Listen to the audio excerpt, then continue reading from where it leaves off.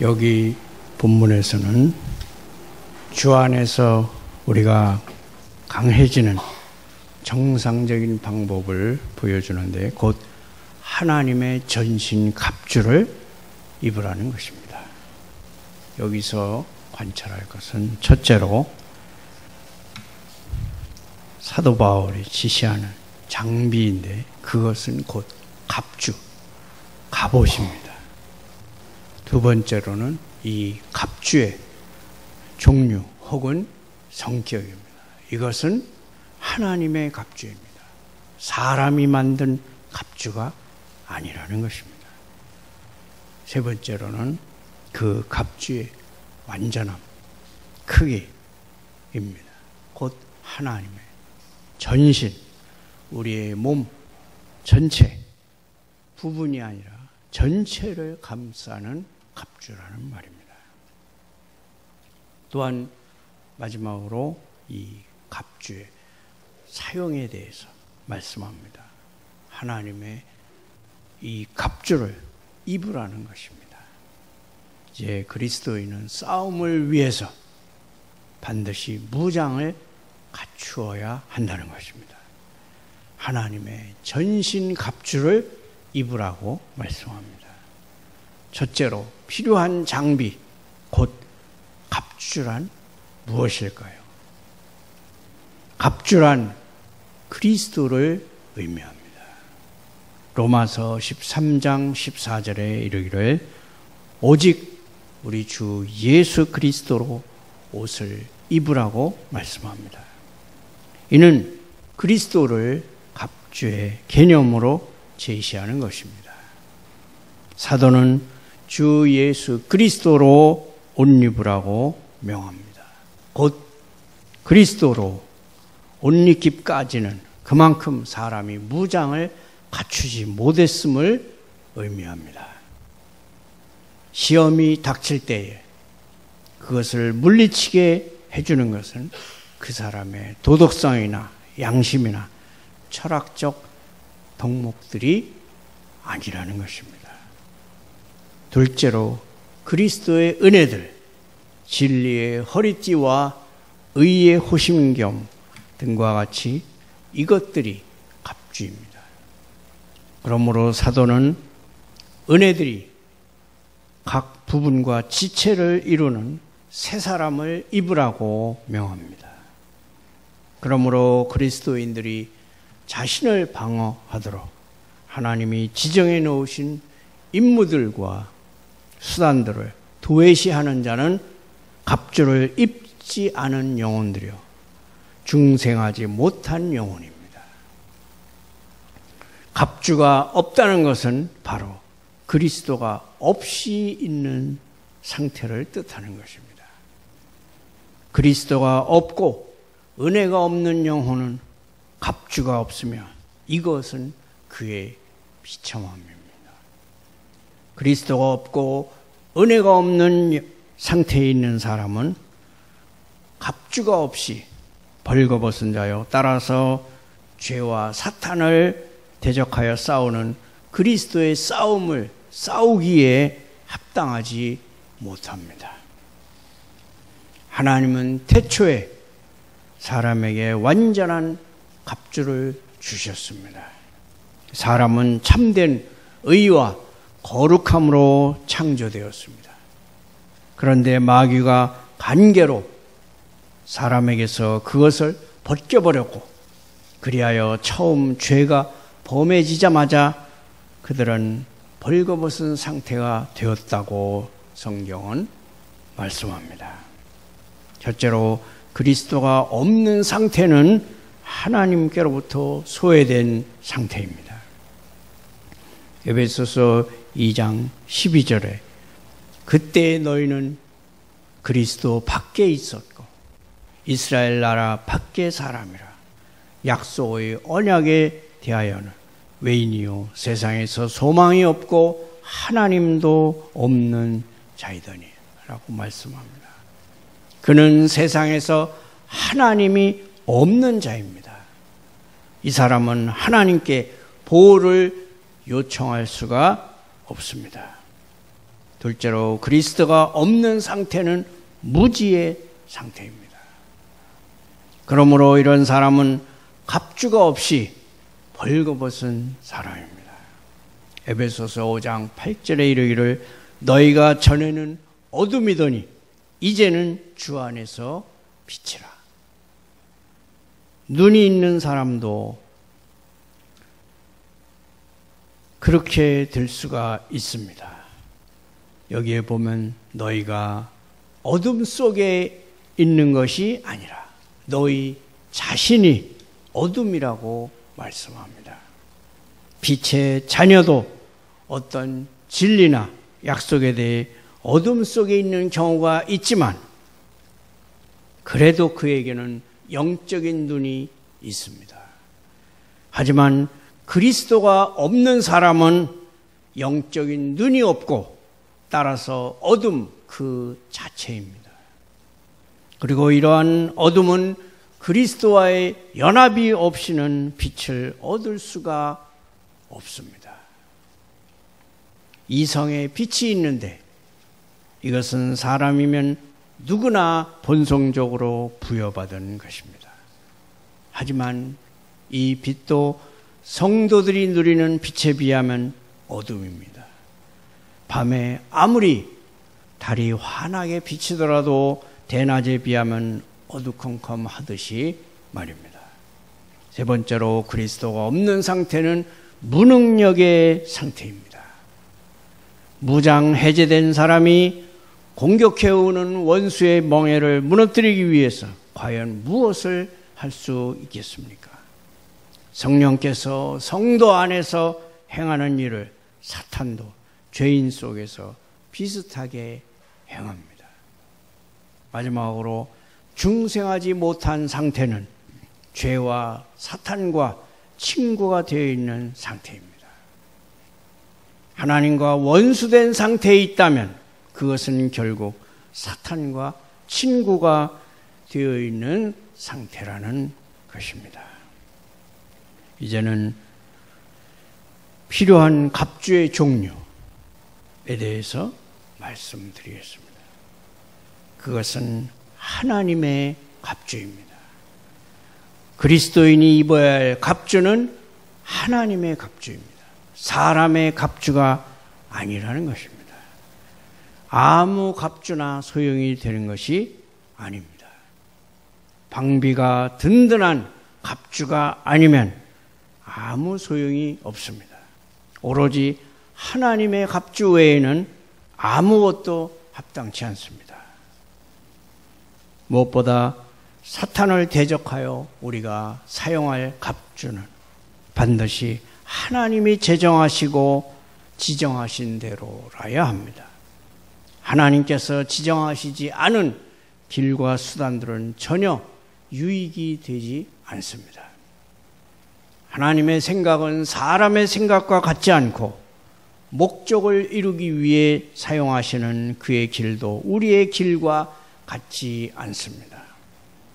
하나님이 지정하지 않은 갑주를 입고 사탄과 싸우는 자들은 책망받아야 합니다.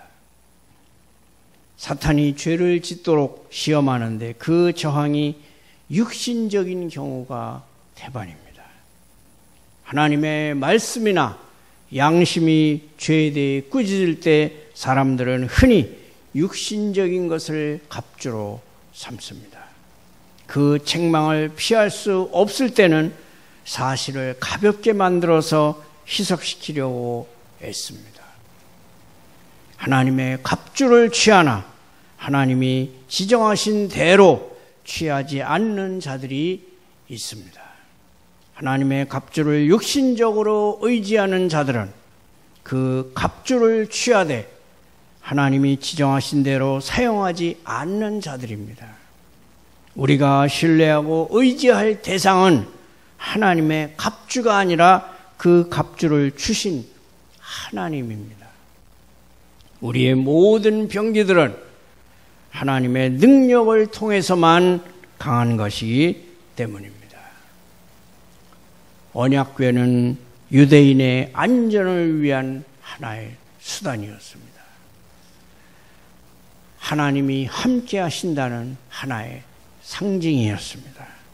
하지만 그것을 육신적으로 찬양하고 그들이 자랑하자 결국 그 때문에 그들이 속히 패망하고 말았습니다. 그러므로 규례들, 은사들과 은혜들은 본연의 위치를 지키고 있을 때 영혼을 보호하는 수단이 되는 것입니다.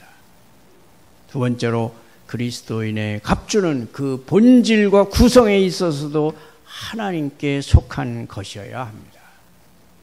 이 말은 곧 그리스도인이 자기를 방어하기 위하여 사용할 무기와 갑주를 하나님이 지정해 주셔야 함은 물론 그가 또한 그것들을 효력 있게 하셔야 하며 또한 그것들을 위하여 역사하셔야 한다는 뜻입니다.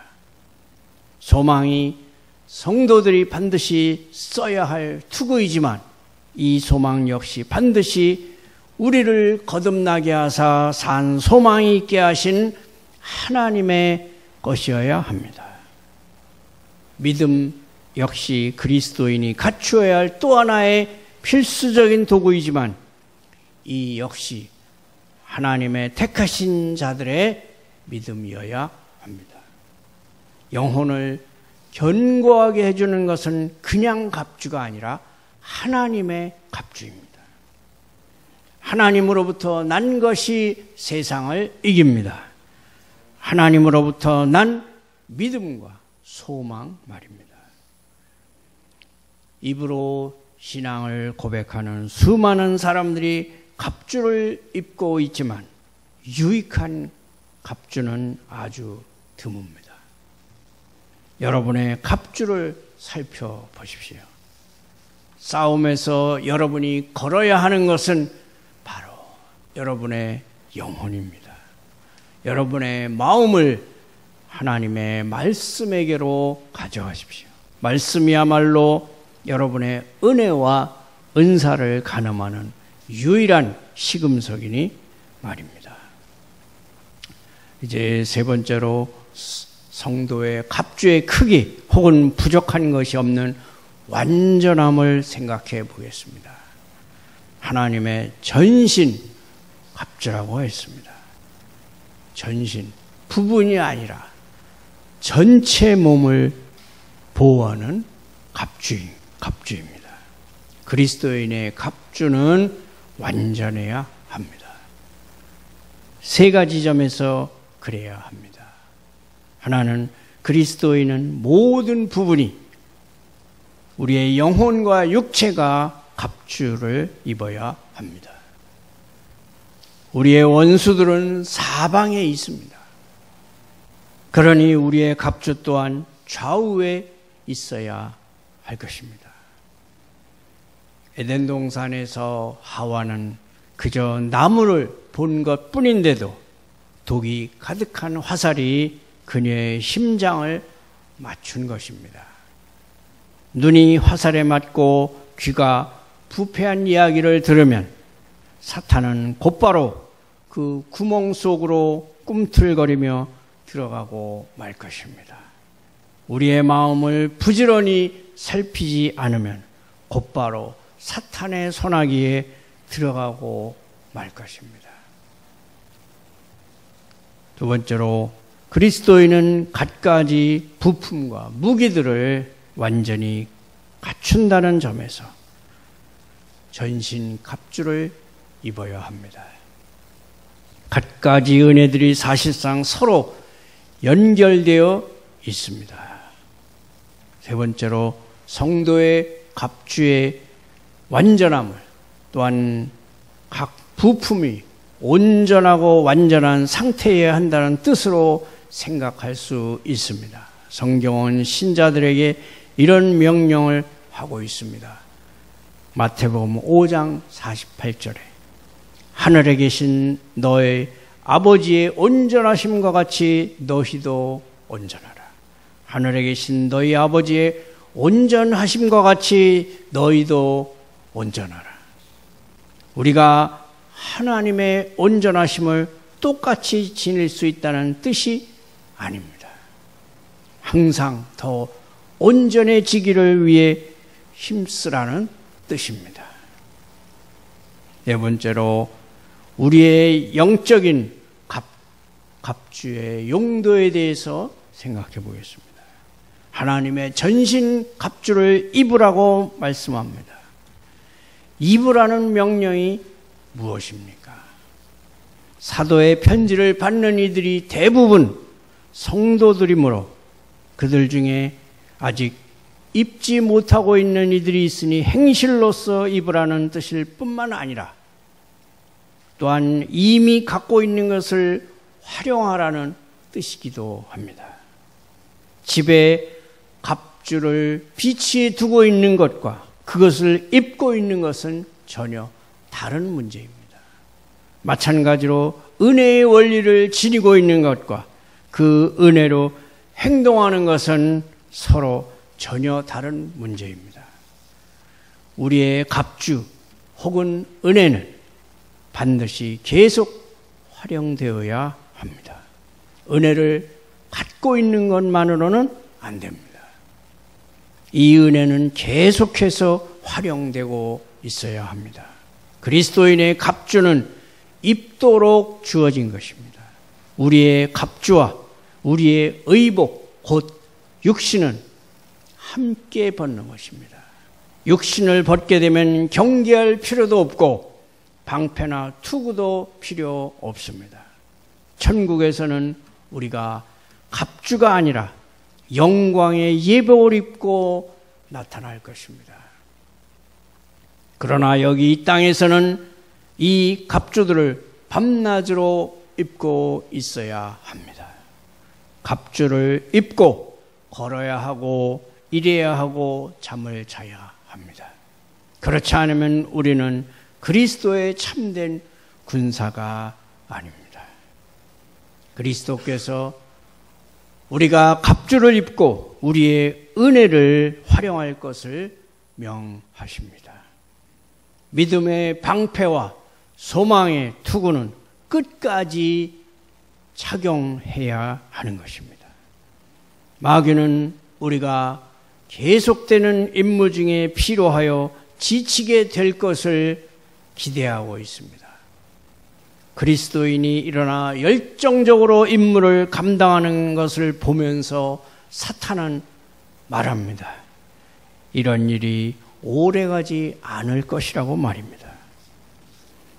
우리들은 동료 군사들을 생각해서도 은혜를 계속 시행해야 합니다.